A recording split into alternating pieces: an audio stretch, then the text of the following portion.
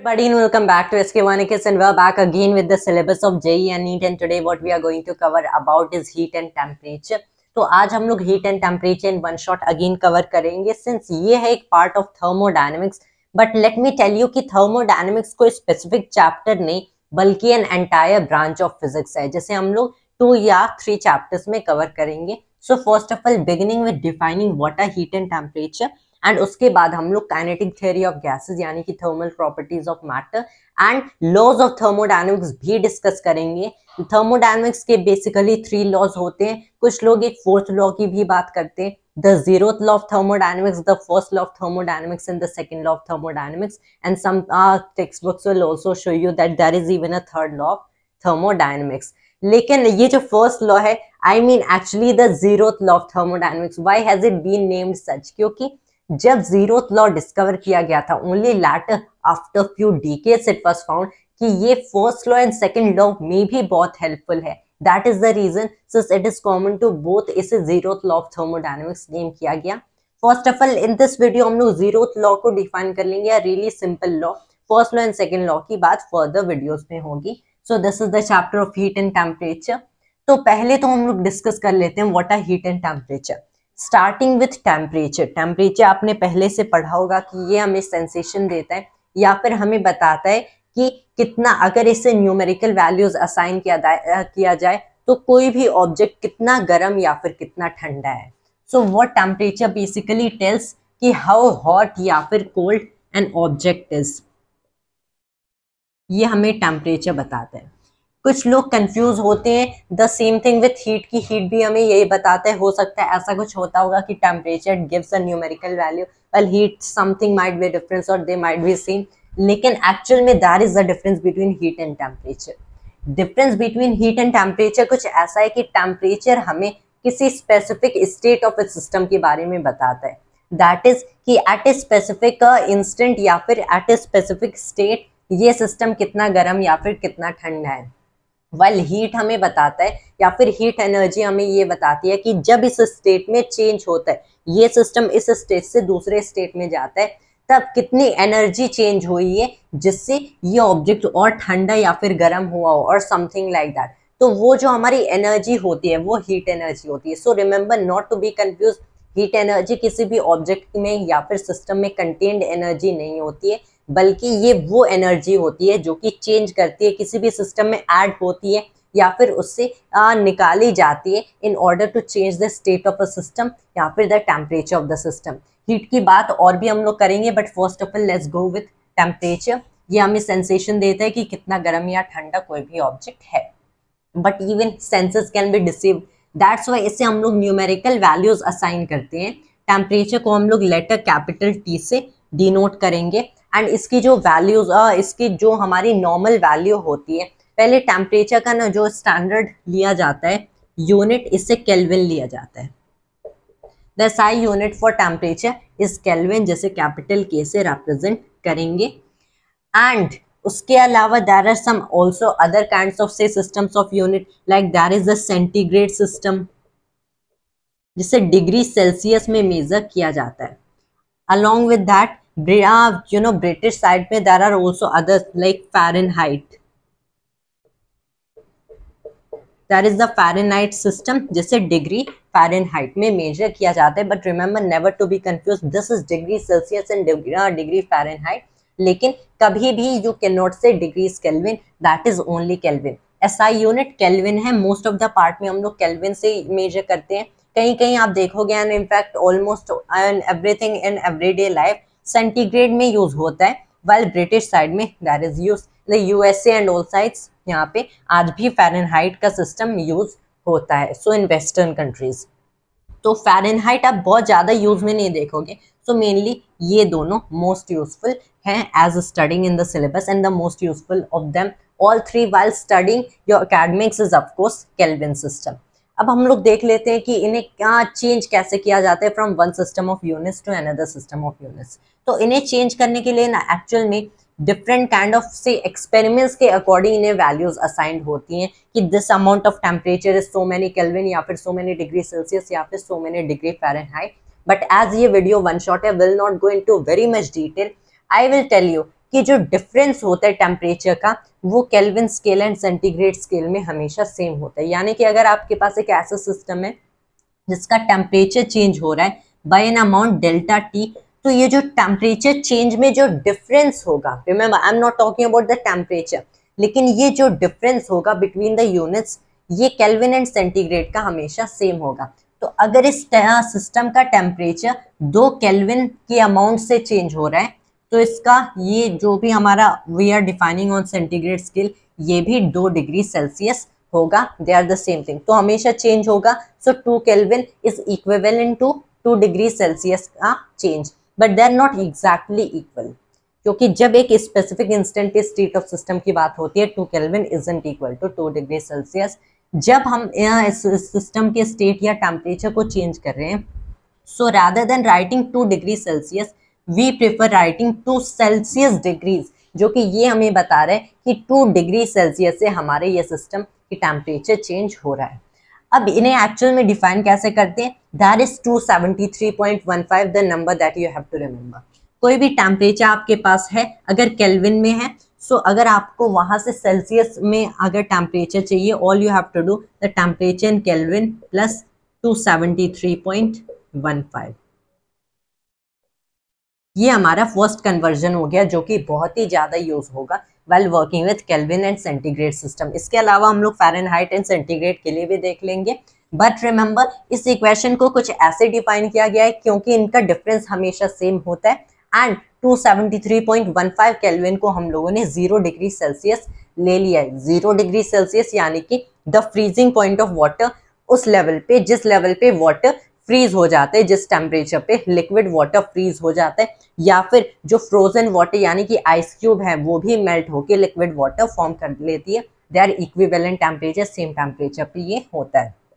So this is about conversion between these two. Centigrade and Fahrenheit में कैसे करते हैं, सेंटीग्रेड एंड फ़ारेनहाइट से अगर आपके पास कोई भी से इंस्ट्रूमेंट और समथिंग लाइक दैट, वहां पे अगर आप सेंटीग्रेड एंड फ़ारेनहाइट का डिफरेंस मेजर करोगे तो 100 डिग्री सेल्सियस का डिफरेंस, 100 डिग्री सेल्सियस का डिफरेंस बेसिकली इज व्हाट, अगर 0 to 100 डिग्री सेल्सियस देखोगे, 0 degree Celsius is what the freezing point of water, 100 degree Celsius is the boiling point of water.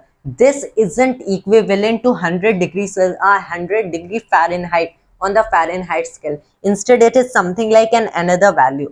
इसको मैं सीधे rather than going through all the derivations and all, मैं यहाँ पे equation लिख देता हूँ। Sorry, this is the temperature in Fahrenheit.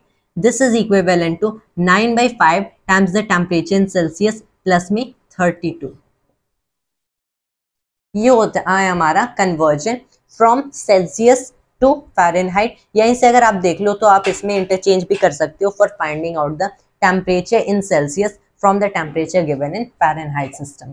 तो ये हो गया हमारा केल्विन, सेंटीग्रेड एंड फ़ारेनहाइट के बीच का relation through just two equations, right. इसमें आप ये भी वैल्यू पुट कर सकते हो, तो केल्विन में भी केल्विन एंड फ़ारेनहाइट की भी रिलेशन निकल सकती है, but that is so useful. तो ये हम लोगों ने कन्वर्जन की बात कर ली। ऑल्सो किसी भी स्पेसिफिक स्टेट पे सिंस हम लोग जब भी सिस्टम का टेम्परेचर डिफाइन करेंगे, मोस्ट ऑफ द केसेस में by system we mean gases and by gases we mean ideal gases. आप उसके बारे में फर्दर पढ़ोगे तो यहाँ पे हमें प्रेशर भी देखने को मिलता है। तो प्रेशर देखने को मिलता है यानी कि यहाँ पे हम लोग क्या डिफाइन करते हैं कि किसी भी इंस्टेंट पे जो टेम्परेचर होता है वो डायरेक्टली प्रोपोर्शनल होता है to the pressure in the system या फिर प्रेशर इन द गैस। यानी कि अगर आप T2/T1 ले लो से हमारे टेम्परेचर एंड प्रेशर चेंज हो रहा है तो ये P2/P1 के इक्वल होगा, क्योंकि यहाँ का जो भी प्रोपोर्शनलिटी कांस्टेंट आएगा वो कैंसिल हो जाएगा। And this is very important equation जो कि आप देखोगे। एंड सिर्फ इसी इक्वेशन से ही प्रोपोर्शनलिटी से हम लोगों ने ये इक्वेशन बना दिया। जो भी changes of states of system होंगे मोस्ट क्वेश्चंस आपके इस इक्वेशन से सॉल्व हो सकते हैं। This is a very useful equation. And यहीं से अगर हम लोग डिफाइन करते हैं, से मैंने डिफाइन कर दिया एक दूसरा temperature T2 which is equal to T1 times में ये हो गया P2 over P1। I have just arranged the equation.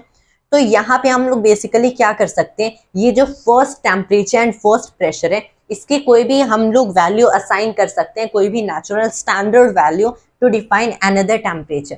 कि अगर ये भी हम लोगों ने कोई भी स्टैंडर्ड वैल्यू असाइन कर दिया तो यहाँ पे दूसरा कोई भी से temperature and pressure easily relate हो सकते हैं। तो ये वैल्यूज हम लोग देते हैं for the triple point of water, the triple point of water.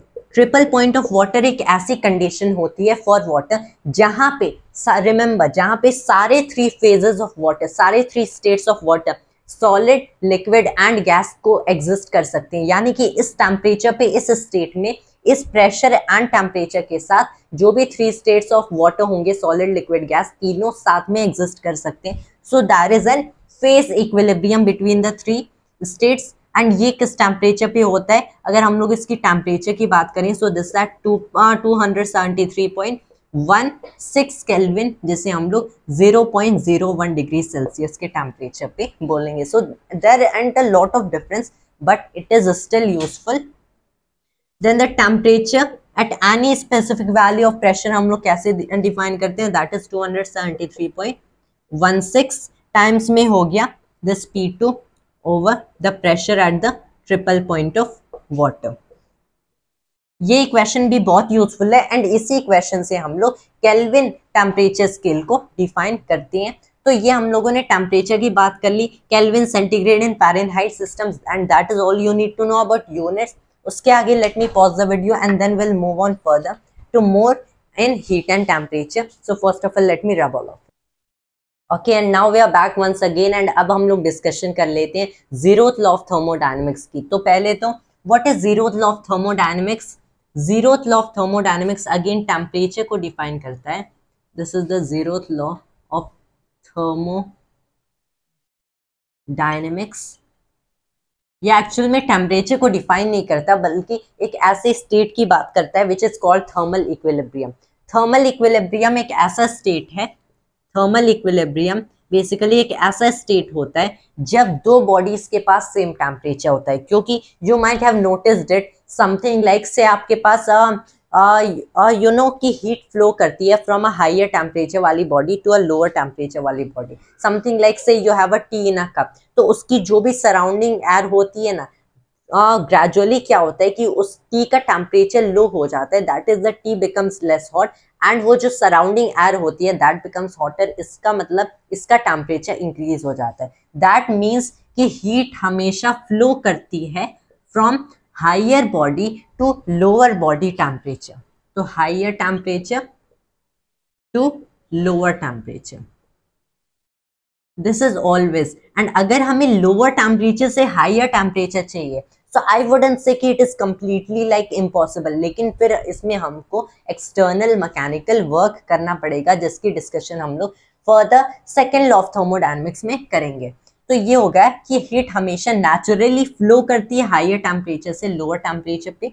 ऐसा क्यों होता है? So I tell you that one of the beauties of thermodynamics is कि ये जो पूरा थर्मोडायनेमिक्स है जो कि मैक्रोस्कोपिक लेवल के ऑब्जेक्ट्स को डिफाइन करता है, इन्हें माइक्रोस्कोपिक लेवल पे भी ट्रेस किया जा सकता है। ये जो भी हम लोग टेम्परेचर देख रहे हैं ये एक्चुअल में vibration and motion of molecules and atoms से रिलेटेड है, जो कि काइनेटिक थ्योरी ऑफ गैसेस में हम लोग अच्छे से पढ़ेंगे।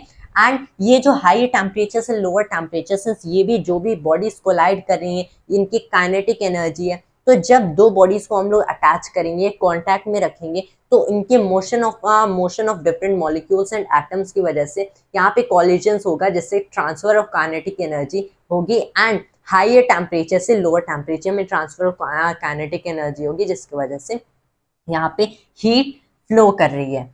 तो यहाँ पे थर्मल इक्विलिब्रियम एक ऐसा केस आता है जब इतनी हीट फ्लो कर जाती है कि दोनों बॉडीज का टेम्परेचर इक्वल होता है। Let me just exchange the marker. दोनों बॉडीज का टेम्परेचर इक्वल हो जाता है। से यहाँ पे आपके पास एक ब्लॉक है that is A at a temperature TA, इसको आपने कांटेक्ट में रख दिया with B at a temperature TB। अगर TA is higher than TB तो हीट यहाँ पे फ्लो करेगी एंड इवेंचुअली व्हाट हैपेंस कि इन दी एंड ये एक ऐसे स्टेट में आ जाते हैं जब दोनों बॉडीज का टेम्परेचर इक्वल होता है एंड इस स्टेट के बाद no longer any heat transfer takes place.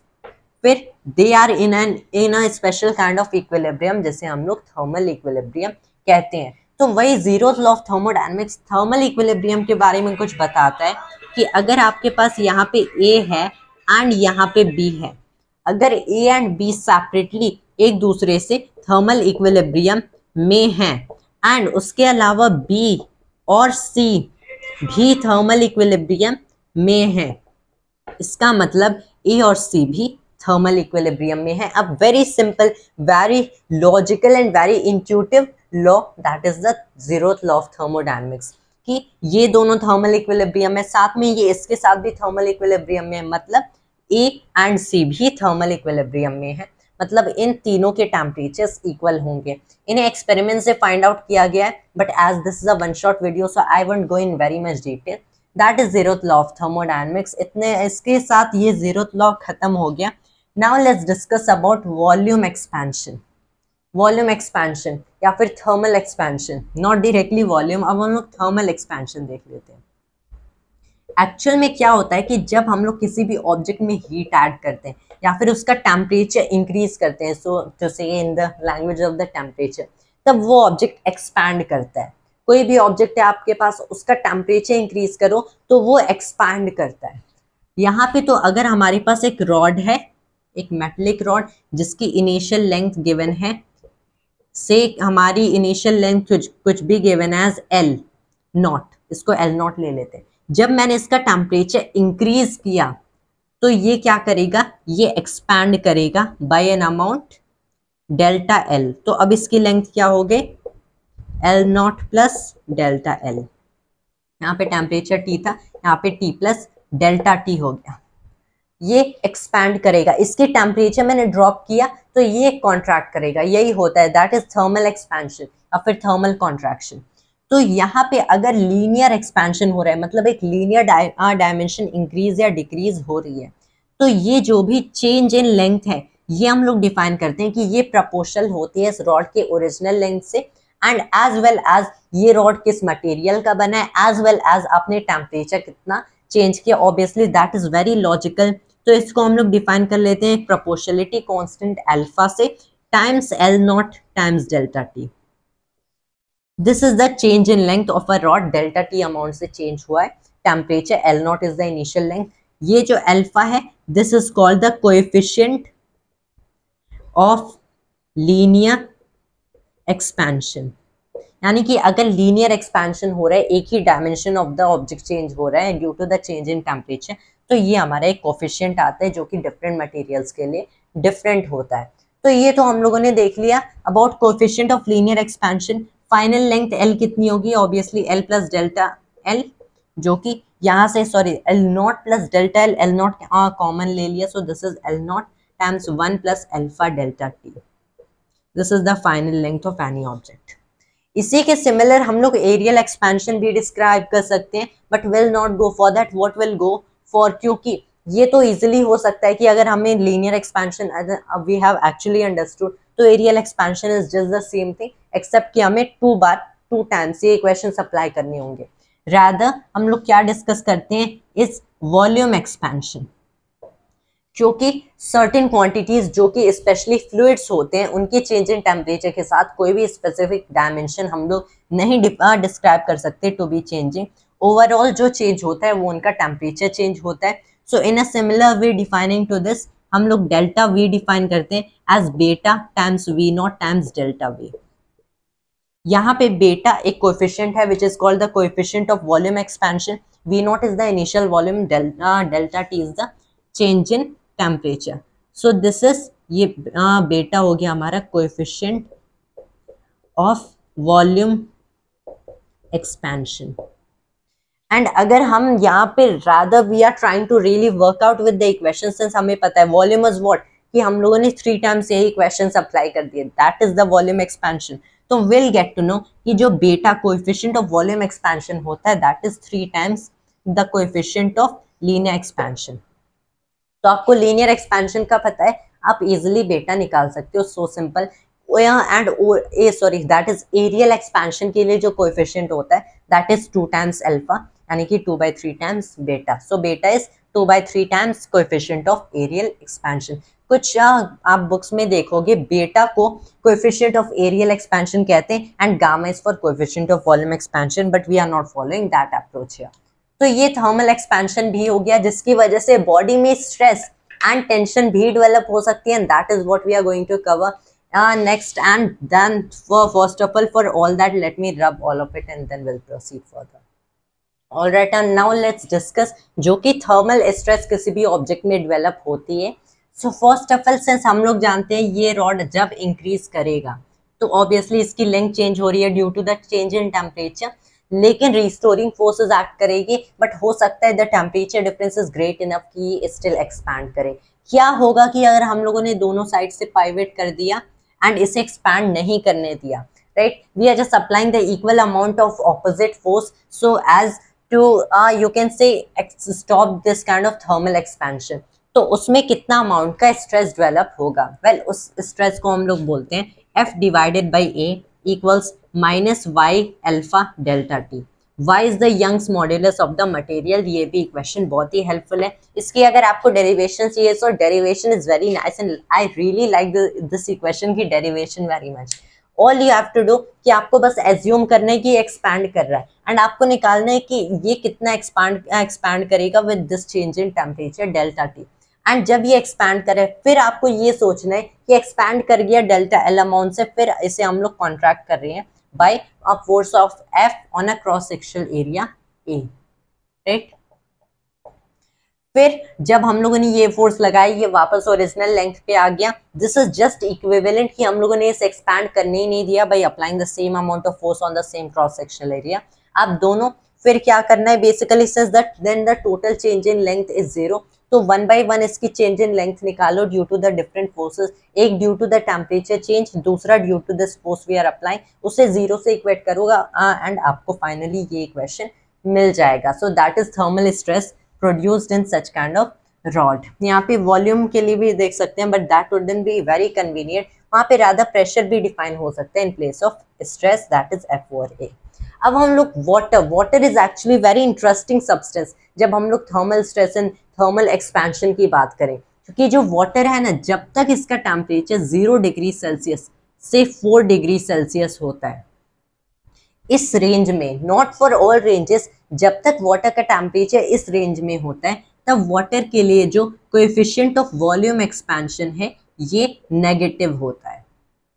मतलब 0 डिग्री सेल्सियस से 4 डिग्री सेल्सियस के रेंज में जब आप वाटर का टेम्परेचर इंक्रीज करोगे, इसकी वॉल्यूम डिक्रीज होती है. 4 डिग्री सेल्सियस के बाद it again behaves like other substances, and that's why water की जो ग्रेटेस्ट डेंसिटी यानी कि लीस्ट वॉल्यूम होती है वो 4 डिग्री सेल्सियस पे होती है, जब हमारी डेंसिटी मैक्सिमम होती है, जैसे हम लोग 1000 किलोग्राम पर क्यूबिक मीटर यानी कि 1 ग्राम पर क्यूबिक सेंटीमीटर कंसिडर करते हैं. That is the thing, and this is very useful in life for life like aquatic plants and animals that exist in water. But how is it useful? We are again not discussing about that, but this is quite an interesting topic. अब हम लोग discuss कर लेते हैं about actual में heat. Heat क्या होती है? हीट चेंजेस एंड कैलोरीमेट्री, यानी कि हीट की जो भी हमारी कैलकुलेशंस होती है, दैट इज कैलोरीमेट्री. जो हीट होती है ये बेसिकली किसी भी सिस्टम में स्टोर्ड एनर्जी नहीं होती है. First of all that you have to understand. Heat किसी भी सिस्टम या बॉडी को बिलोंग नहीं करती है. रादर क्या आपने किया, किसे आपने दो बॉडीज को अटैच किया for coming in thermal equilibrium. यहाँ से चेंज इन टेम्परेचर हो रहा है, से किसी भी बॉडी का टेम्परेचर इंक्रीज कर रहा है. इसमें जो अमाउंट ऑफ एनर्जी आपने पुट किया है फ्रॉम द अदर बॉडी, यानी कि दूसरी बॉडी इसमें जो एनर्जी डाल रही है for increasing this amount of temperature, that energy in transit is heat.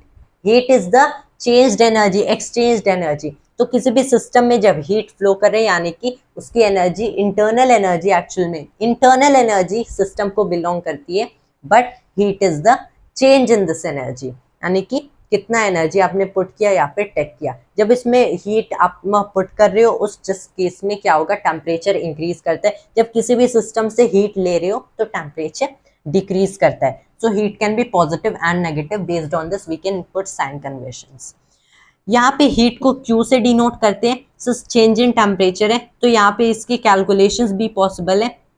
अगर आपके पास m अमाउंट है उस सब्सटेंस का, remember I am talking about the mass, आपके पास m मास है ऑफ द सब्सटेंस, टोटल को डेल्टा T अमाउंट के टेम्परेचर से चेंज करना है. So this we define as mc delta T.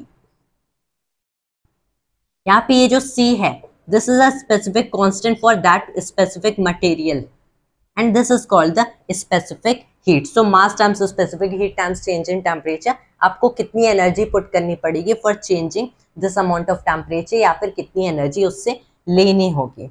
यहाँ पे जो हीट का यूनिट होता है वो यहाँ से तो जूल निकलता है, because it is just energy in the and, energy in transit. लेकिन पहले जब हीट को वेल अंडरस्टैंड नहीं किया गया था तो हीट को कैलोरीज में मेजर करते थे. कैलोरी बेसिकली अब डिफाइन करते हैं कि कितनी हीट एनर्जी रिक्वायर्ड होगी अगर हमें 1 ग्राम ऑफ वाटर का temperature 14.5 degree Celsius to 15.5 degree Celsius, यानी कि 1 डिग्री सेल्सियस 1 सेल्सियस डिग्री से चेंज करना है. बेसिकली ये जो स्पेसिफिक हीट है ना, ये भी टेम्परेचर के साथ थोड़ी बहुत, नॉट वेरी मच, थोड़ी बहुत वैरी करती है, but will approximate it to be constant. So the heat required for 1 gram of वाटर for changing it from say 14.5 degree Celsius to 15.5 degree Celsius. And उसके साथ we define kilo calories which is just 1000 calorie. इसकी अगर देखें convert कैसे करते हैं, सो 1 calorie is just 4.156 joules. लेकिन हम लोग सारे इक्वेशन, सारे सिस्टम जूल्स में वर्कआउट करेंगे. अब देख लेते हैं हीट को डिफरेंटली कैसे रिप्रेजेंट करते हैं. Total mass of a substance कैसे लिखा जा सकता है, उसमें नंबर ऑफ मोल्स कितने टाइम्स द मोलर मास. अब इतना तो सबको पता होगा, राइट, इतना तो सबको पता होगा. मोलर मास क्या होता है, एक मोल ऑफ दैट सब्सटेंस का मास. मोल हमेशा constant quantity for any substance, हमेशा कि 1 mole of water has same number of elements as 1 mole of mercury, या फिर 1 मोल ऑफ सॉल्ट और एनी सब्सटेंस. किसी भी सब्सटेंस का मास की उसमें कितने मोल्स हैं टाइम्स एक मास से मोल का क्या मास है. तो अगर मैं यही रिप्लेस कर दूं तो मुझे मिलता है Q equals N times M times C times delta T. ये उस सब्सटेंस की प्रॉपर्टी, ये उस सब्सटेंस की प्रॉपर्टी कंबाइन कर सके हमें कैपिटल C मिलता है, यानी कि Q is what, N times capital C times delta T. This was small c specific heat, यहाँ पे हमें कैपिटल C मिल रहा है which is what, which is the molar specific heat, या फिर more commonly known as molar heat capacity. But remember it is not heat capacity कि एक object कितनी heat store कर सकती है, since heat is not stored in any object, just energy in any transit. So rather confusing name, या फिर इसे molar specific heat भी कह सकते हो. This is basically what the number of moles times में molar mass of that substance. So again just a property of that substance. इन दोनों equations में डिफरेंस क्या है कि हमें एक नई, यहाँ पे स्पेसिफिक हीट है, यहाँ पे मोलर हीट कैपेसिटी की क्या जरूरत थी. ये इक्वेशन हमें डिफाइन करता है heat required in terms of mass of substance, जो कि कॉमनली नोन होगा कि सब्सटेंस का मास गिवन आप निकालो. लेकिन ये जो कैपिटल C है ये उस सब्सटेंस में कितने मोल्स हैं उससे रिलेटेड है. At first I also used to be very confused by this कि यहाँ पे नए टर्म की जरूरत क्या है, but there is a difference कि ये मास के टर्म्स में हीट देगा, ये नंबर ऑफ मोल्स के टर्म्स में हीट देगा. That is the difference between two equations. इतनी हीट हमें चाहिए होगी टू रेज और drop the temperature by amount delta T. तो हीट भी हम लोगों ने देख लिया, उसके आगे few other things and then हमारा चैप्टर खत्म हो जाएगा. So first of all let me pause the video and again rub all of it and then will proceed again further.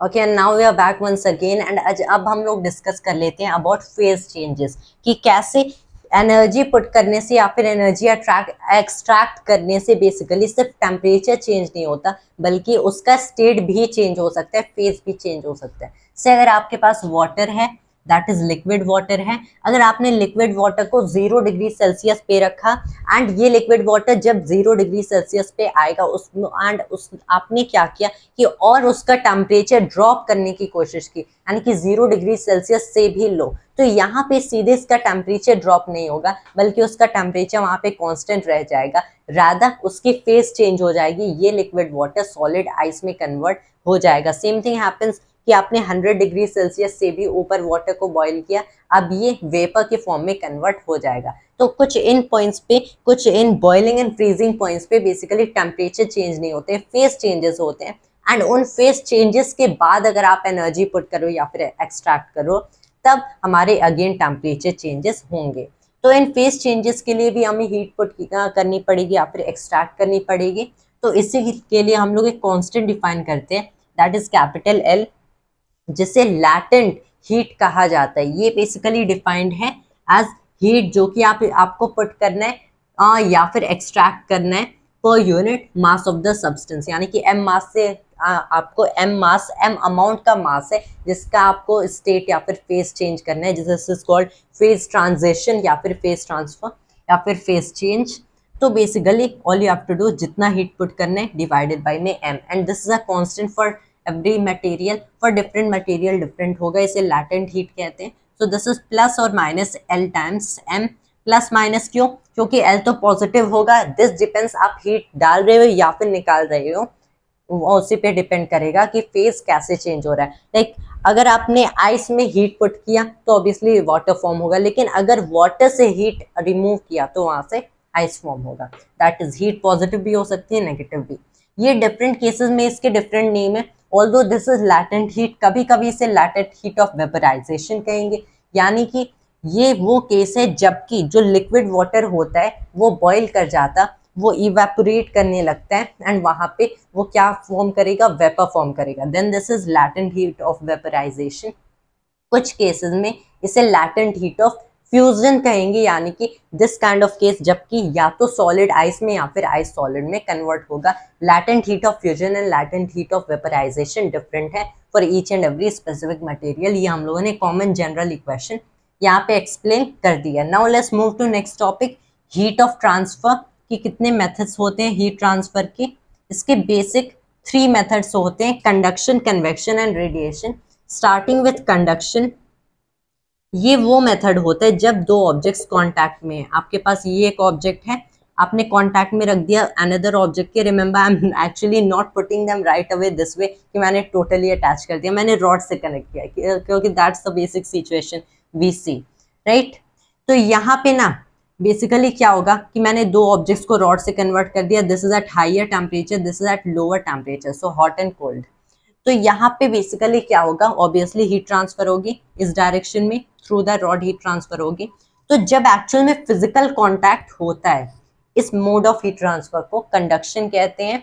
ये डिपेंड करता है area of this kind of cross section पे जहां से हीट फ्लो कर रहा है, इसकी लेंथ पे, एरिया पे, cross section and properties of the materials पे भी डिपेंड करता है, डिफरेंस इन टेम्परेचर पे डिपेंड करता है। तो हम लोग डिफाइन करते हैं हीट करंट, यानी कि जिस रेट से हीट फ्लो हो रहा है with respect to time as a constant thermal conductivity that is K, times में हो गया ए, क्योंकि जितना ज्यादा एरिया होगा ऑफ दिस रॉड उतनी फास्ट हीट फ्लो करेगी। टाइम्स में difference in temperature divided by में लेंथ, जितना लंबा ये रॉड होगा उतना ही ज्यादा टाइम लगेगा हीट एनर्जी को यहाँ से यहाँ तक ट्रांसफर होने में। This is the basic equation governing the method of conduction. Second होता है कन्वेक्शन। कंडक्शन में खुद हीट एनर्जी फ्लो करती है by the collision end of molecules and atoms.